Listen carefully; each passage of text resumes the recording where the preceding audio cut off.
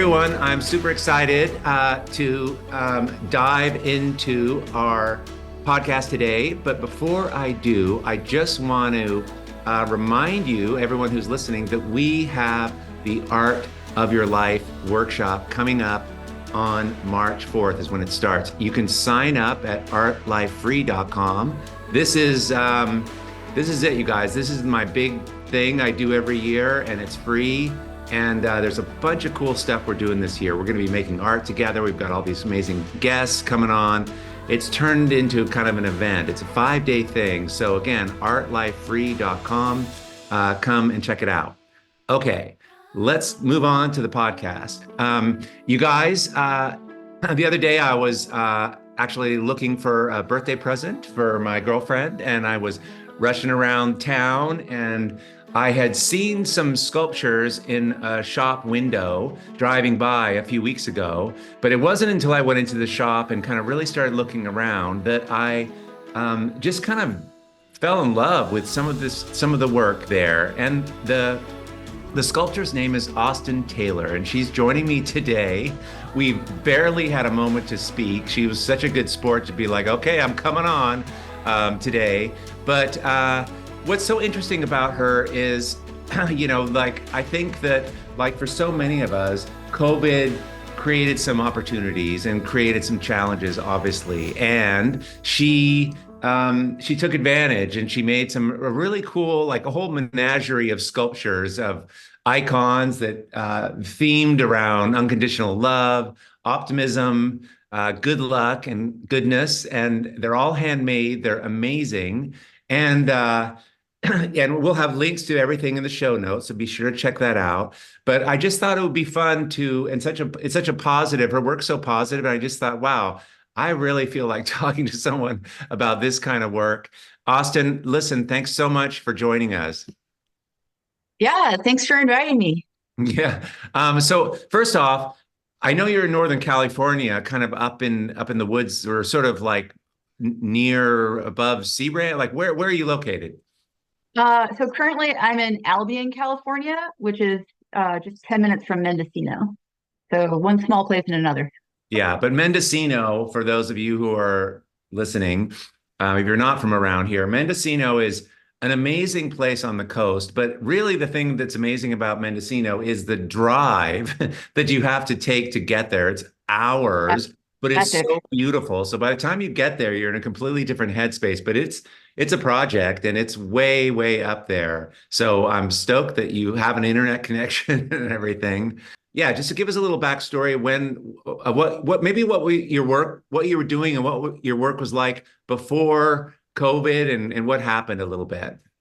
Well, for just a little background, I got my MFA in 2016 and just had been doing continuous residencies for years, like one after another, traveling all over the place in different countries and states. And I wound up in Mendocino right before COVID. But a lot of my work before that was black and white. I would sculpt solid and then draw with pencil, with ebony pencil on the surface. So it was like really detailed, really involved pencil work. Um, and then like it sort of was, it started happening before COVID, but I sort of just shifted towards just like bright dominant color. And then I've gone forward with that the last couple of years. Yeah, I noticed that right away, and I thought, God, this is so great that one of the things I talk a lot about is differences, and sort of like what is the driving thing in the work? What is, and really making sure that comes through. And your work, like the color, the whole damn thing's red, or the thing's blue, or the thing's pink, and then you're just kind of like get that as one hit, and then you start noticing the subtlety, and then the whatever the figure is. But I just, and it seems like those singular colors, I don't know, are those glazes, or like how do you do that? They seem a little like I've never seen just solid ceramic. Is it fired? It doesn't have that shine to it. So I do a mix of different things. Like I'll like spray on an underglaze and fire it. but I won't put a overglaze on it so it stays matte. And then I also can do airbrushing of paints on there, but I can match it to exactly be the same as the underglaze. So I sort of like go between those. I do have one glaze I use. It's like this fuzzy sort of like surface on occasion, but yeah, I went from like super detailed black and white to just like bold color, and I feel like it just got like the message across. Like before, it was like a monk, like like this like Mm, very careful work. And now it's more just like an expression that's just like very intuitive. yeah. So it does more with more simplicity. Yeah, I mean, absolutely. It really it's clear, it's powerful, and it just hits you, and I love that about it. And it's interesting to me what like, in a way, you would think that COVID and just sort of being shut in you would have more kind of patience for just sitting there toiling away. But it's like too much of that because we're all doing that. I mean, talk about how that work came out of that period, Yeah. So yeah, I was up in Mendocino Art Center. I did that residency. It's like I was so lucky during COVID to be trapped in a beautiful peninsula with the ocean. Like one of the scary COVID days, I walked along the coast and I looked out and there's whales, and it was just like, it's okay, everything will be all right. Yeah, I mean, I was really concerned. I'm like, geez, is the world ending? Will there be art? So it was sort of just like, I better just like grind and put everything in and just go and use the studio space for as long as they're allowing me there. And unfortunately, I could use the studio during COVID. So yeah, it was just time to like really crystallize like what I wanted to convey. And boy, it worked out real well because it turns out everyone was looking for optimism. Yeah. Well, and I think we kind of sometimes forget that we're creatures walking around the planet and we have certain needs. And sometimes, most of the time, what we want is also what we're all looking for. Like, I mean, that's what I was sort of like, wow, I want to learn more about this work. It just feels so refreshing, and I sort of feel like, God, there's a lot of challenges right now still in the world and everything. And it's just great just to have this like this remembrance that wow, there's like it's about love or hope or and so I love that kind of you got clarity then. How long were you there? I mean, COVID lasted a long time. How long did you stay in Mendocino? So while I've been doing residencies for 8 years, I also do residencies during my residencies and leave sometimes. So, so I took off COVID summer. I was invited back down to Sausalito for this ferry boat residency because they got trapped in New Zealand. It's a long story, but like and then I went back up to Mendo the next fall and had another year. Um, and then left this. Anyway, so I ended up being there 3 years. So I got COVID lucky. Wow. Um, yeah, it was awesome. And like my studio mate like got a girlfriend, and so I had the whole studio to myself. It was great. Yeah. And I love this. It's like your art. It's like the adventures of Austyn. I mean, you're just doing residency to residency to resident like that. You can just string it together like that. That's so cool. Yeah, it's like being on the move, like one thing in like I was in California a few years ago and traveled everywhere and came back. I feel like wearing this, like the Cal sweatshirt, is like a good move for the area. Like people just yell happy things at you, and uh Yeah. yeah, it's made me like very mobile, and also like all of my work, it's just being more concise and being more like accessible. Yeah. Yeah, no, absolutely. Now, the other thing that's interesting is that you make these by hand, obviously. You're not like they're not molded. You're making a one off, and then you fire it, and then you can kind of paint it any way you want. But the sculpture is kind of solid once it's fired. Is that am I understanding that process? Yeah, so it starts as clay, which can always go back to clay, and then it undergoes quartz inversion at about 2200 degrees Fahrenheit, and then it's ceramic, and so then it's rock, and then it's like, you Yeah. know, 20,000 years, it's still good. Yeah, that's so good. So can you because so you could put this outside if you wanted. Some of my work can go outside. Most of it's meant to be inside. Okay. Yeah, yeah. No, that's so cool. I just love that. And so are you selling, you obviously have you have galleries and such, and you package it up, you fire it all and you package it up and do you what tell me your like how you your process of what are you going to make today? And like because everything seemed really coolly different but the same, and I just wondered how that process for like what you make and where you're going, how that works. Like it just to me, for some reason, it seems like there's more possibilities, unlike because I'm a painter and it's all squares, but my God, you just making these anything kind of goes. So tell me about that. Yeah, and I actually did my undergrad in illustration and painting, and came to ceramics later, which I mean, sculpture is so fun. I don't know if you've gotten into clay before. It's really good. Yeah. Um, I mean, it's just endless possibilities. Like I've had these characters with me my whole life. Like it's just part of me, like them. It's a kind of weird relationship. Like if I stop making them, their whole world dies. And so it's Ah, like yeah. it's a funny sort of thing. So yeah, I mean, I just have a zillion different ideas. So, you know, the last couple years since the plague hit, I found like a lot of success through Instagram. So I was making like sort of families of work. Like I could send 7 pieces to Hong Kong and 7 pieces to Salzburg and like, getting stuff out there. I ended up like I'm working with like 23 galleries now in 16 countries. Wow.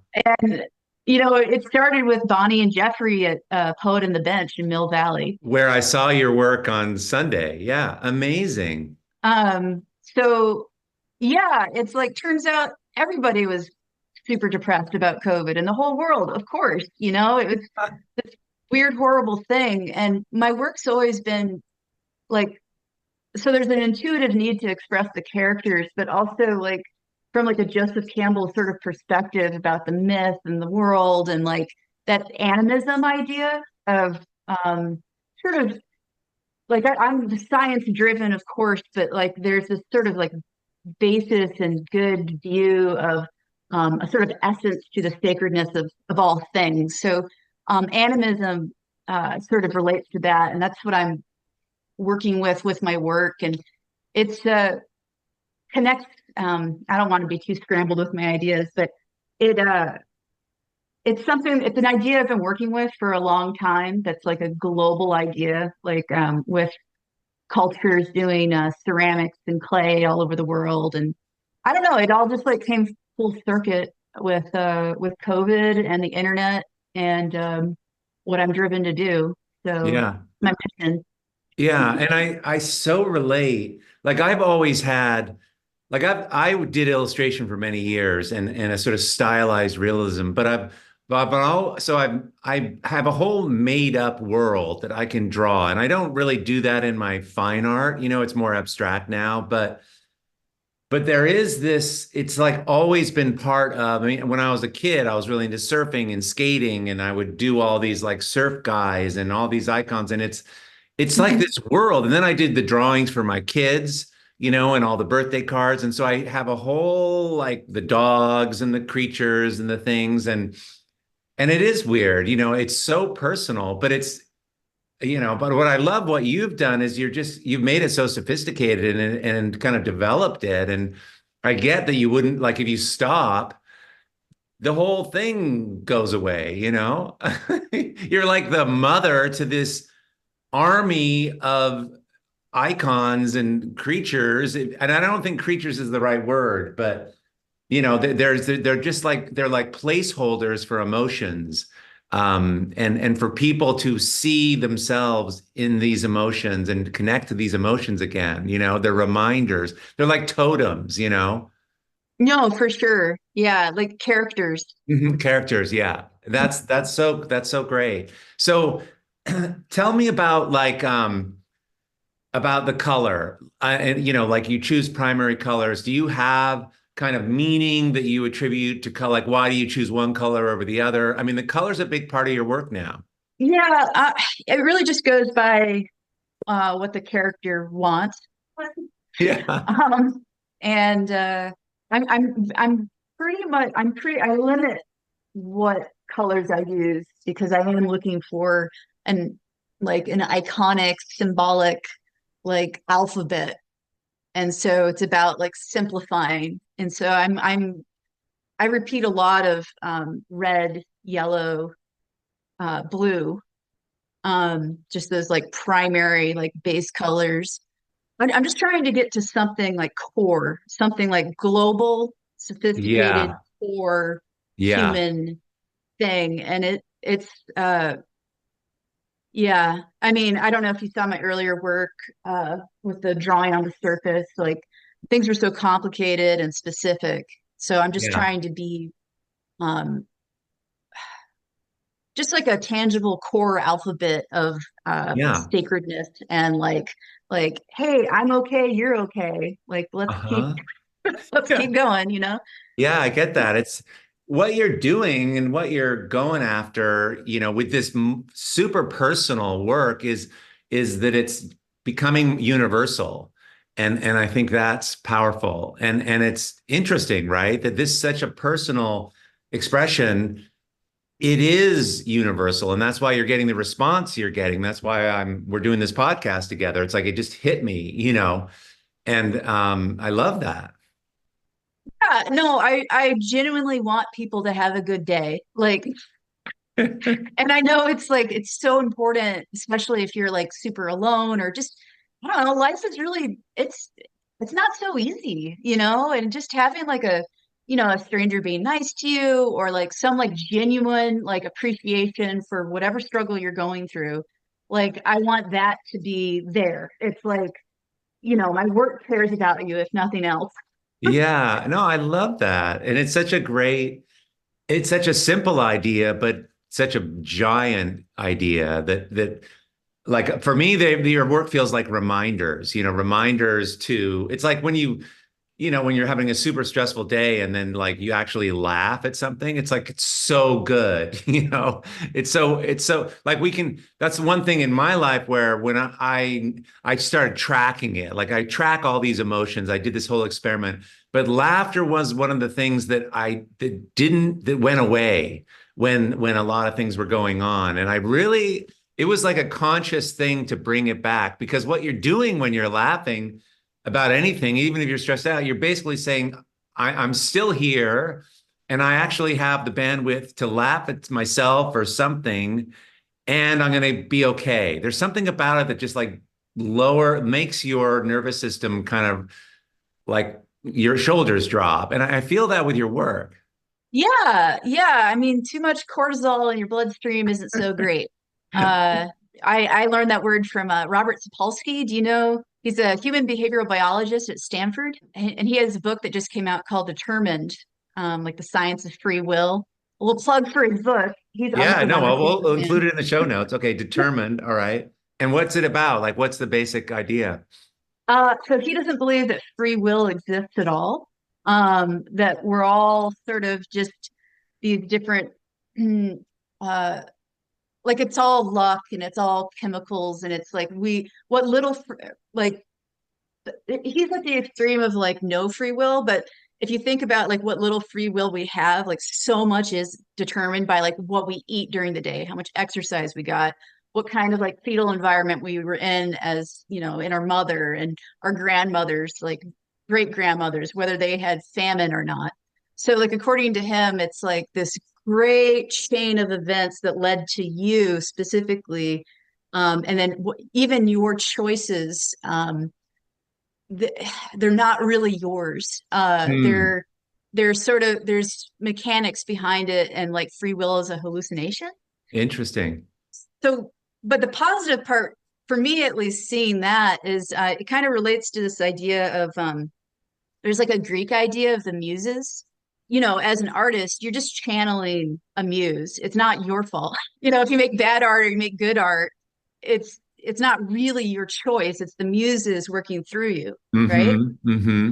And I find that a big relief, especially if you need to make like, you know, you just have to make stuff and, you know, that's your job. You're channeling and Right, right. They just hired you and you got a job to do and it's not your fault. Just shut up and keep going. You know, I love that though. I think that's really Elizabeth Gilbert talks about that, right? Like the stories, if you're not ready to write this amazing idea, this story, it'll pass over you and someone else who's ready to do it will do it, oh, totally. Yeah. 100%. Yeah, Yeah. no, yeah. So that's also part of my motivation. I've just been uh, on the grind, trying to produce as much work as quickly as I can for a while because yeah, it's the more you make, the more you get refined, the more you get to Yeah. your ideas, the more, you know, it's just at least with ceramics, like I can't open a bag of clay without seeing like 1,000.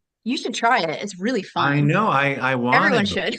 I love it. I think it looks so great. And yeah, the way you assemble the work, I feel like I could do something like it's not like it's very connectable. It's very doable. The way you're working, it's I don't know, it's accessible. When I saw it, I was like, oh my God, there's like the thumbprints of her, it's just so simple. You're just doing Yeah, simple. Yeah. human made, real Yeah. human.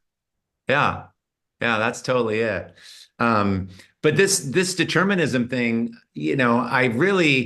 I love what you're talking about. And actually that's a lot about what this podcast is about, is this sort of finding your way as you go, where I didn't know on Saturday I'd be talking to you. And the whole thing with podcasts, just for information here is you want to plan them way ahead. But I've always had trouble doing that because I don't know who I want to talk to. And I almost wait.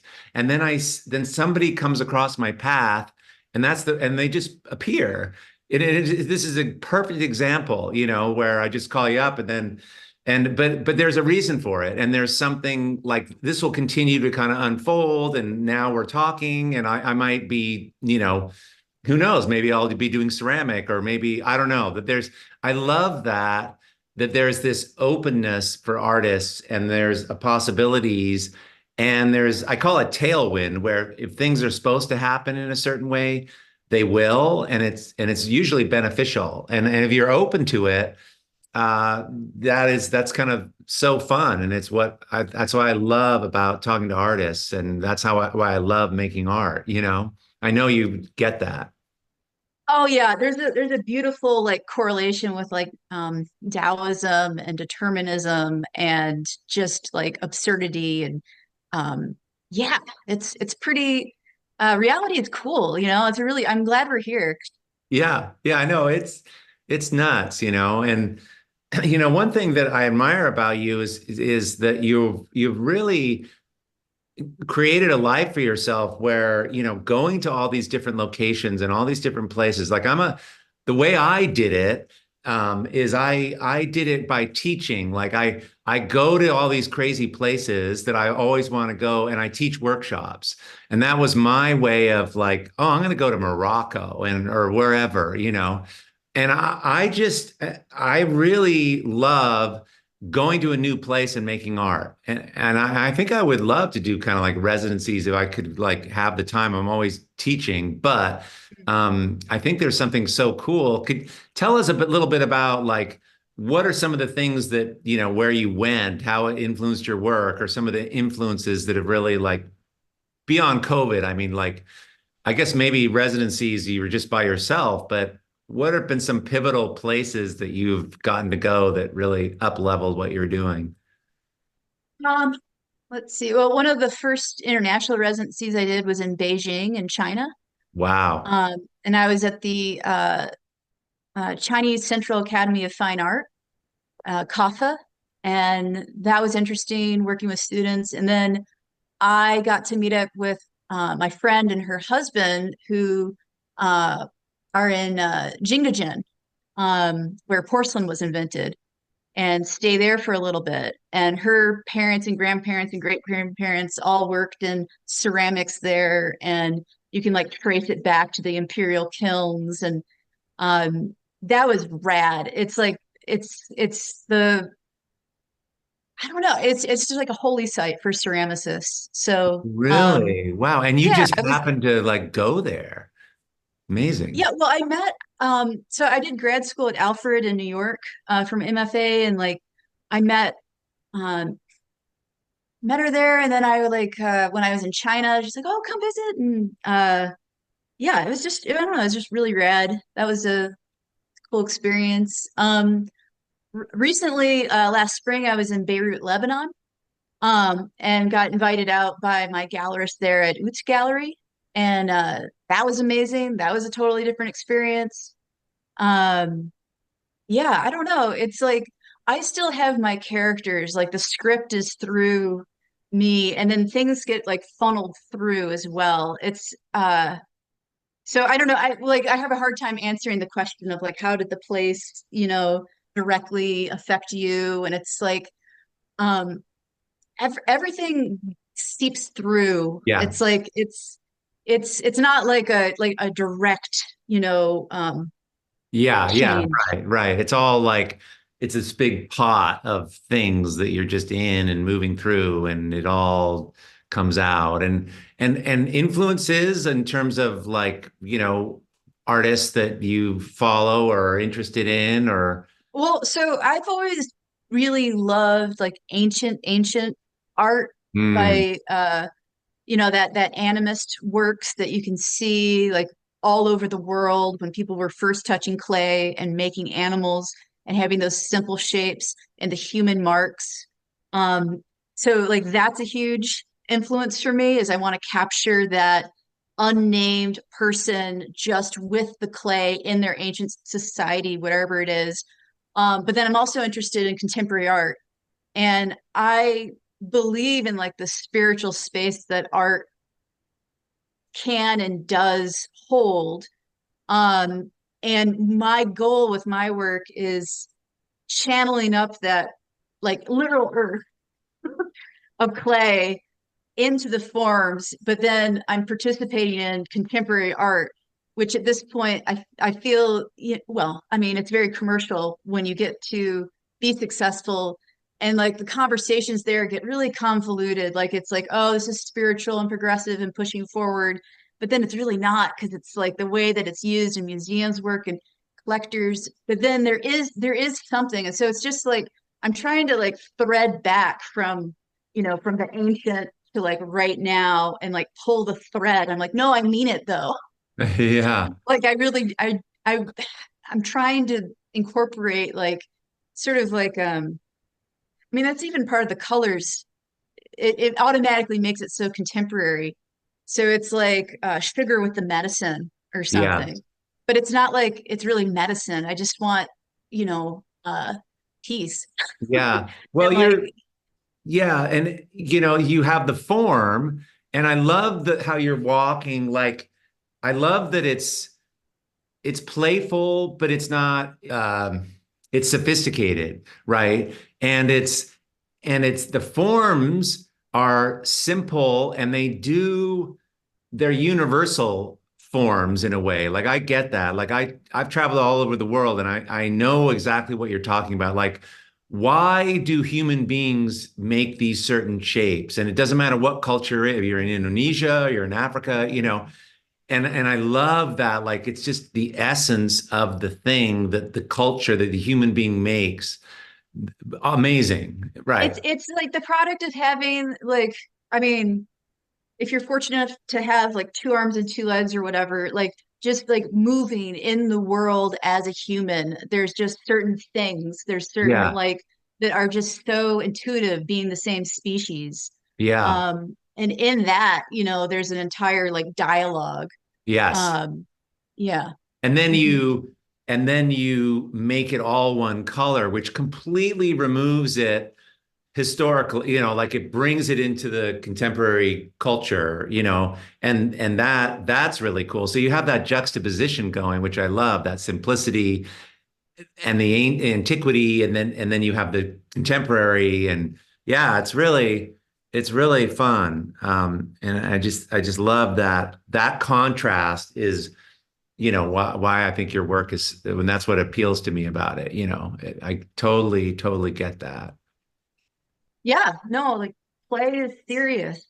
You have to take your Uh-huh. happiness seriously. Yeah, absolutely. I'm Yeah. curious, Austyn, have you made these large yet? I was just about to say that. Yeah, I'm working on it. So I've been up to bat for like 7 foot tall, 16 foot tall, and like and it keeps on swinging back, and I have an opportunity, and it's like things are out, and it will happen. It's going to happen. I'm hoping to have it this year be like my first 7 foot, like 16 foot. Um, my there's some like 3D printing resin sort of Mm. like in talks thing in Beirut that may happen. There's a big I'm working with a friend from Barcelona on this project, and well, I don't even know if I can say these things. Well, no But one will yes, know. We probably can't find him, so, but yeah, but I love that idea. I mean, right? They're just going to be, huge. yeah, huge. So what I was also thinking, it's like, the world, and it's like, oh, like, is it going to be a total dystopia? Is it going to Yeah. be great? I don't know, but if I can make 16-foot tall rabbits and like, mice, like walking the globe on every continent, it will just be, it's just like there's something about it. It's like, Yeah, keep going, like you just totally. picture like Totally. whichever ways it goes, it's like, yeah, just move forward, Yeah, Jeez. yeah, no, I love it. I so totally could see that, and oh my God. I'm curious, you're producing a lot of work. Do you have any help doing that? I mean, have you gotten to that point where like can you? I mean, I'm just so your work's so personal, but I'm sure there's parts of it that you could get some help on, and I don't know if you do that or not. I like so for like the coiled work that looks like Mhm. crochet kind of, I've had help like just people rolling out coils, um, and sort of for the other works I make it solid, and then I've had help like scooping out the clay. Oh, right. Um, so like those like repetitive things I've had some help with, or with like packaging. Like I have it down, man. I have a beautiful working with US Post Office Really? way of, yeah, of packaging these things safely around the world. And I've like hired assistants and stuff for that. But I move so much. So it's like as soon as you train up someone, then it's like, all right. And so Yeah, that's yeah. yeah, that's the downside, I guess, of moving all around. But wow. Well, so what's coming up next for you is, you're going to do some of these at scale. Are there any cool things, and we can include some things in the show notes in closing here of what's coming for you or what you're promoting, or we want a Yeah. book. Oh, I want a book of your work. I hope that's coming soon. It's probably already done. I don't know. Not yet. No book. Oh, got to But do that. if you're in the Netherlands on the 23rd of February, I have a show opening at Kova Gallery. Okay. Um, and I have some bronze projects in the works, like small scale bronze. I'll have a bunny available in March, and I can't say there's other bronze things that will be happening, which will be exciting. I have a print coming out of London pretty soon, which will be like my first 2D. You can see I have some like paintings behind me. Yeah. The painting world, like power to you, man. It is so hard to paint. Clay just speaks. It's like, yes. And painting Ah. is like, I don't know. Anyways, I have a flat print that's gonna, well, it's not flat, it's embossed and all cool out with Stowe Gallery in London coming up. And what Okay. else? I don't Wow. know. I'm doing stuff. All right. Well, we'll have your Instagram links there. Listen, I so appreciate you taking time out of your busy world. It's just awesome to have met you, and I know this is the start of just like we'll stay connected, and yeah. So thanks so much. Sure, yeah, it was super cool. I like the random sort of howdy do. It's good. That's good. That's a good copywriting. Random howdy do. The Art2Life podcast. Perfect. I love that. Thanks so much. Okay, all right, bye. Nice to meet you.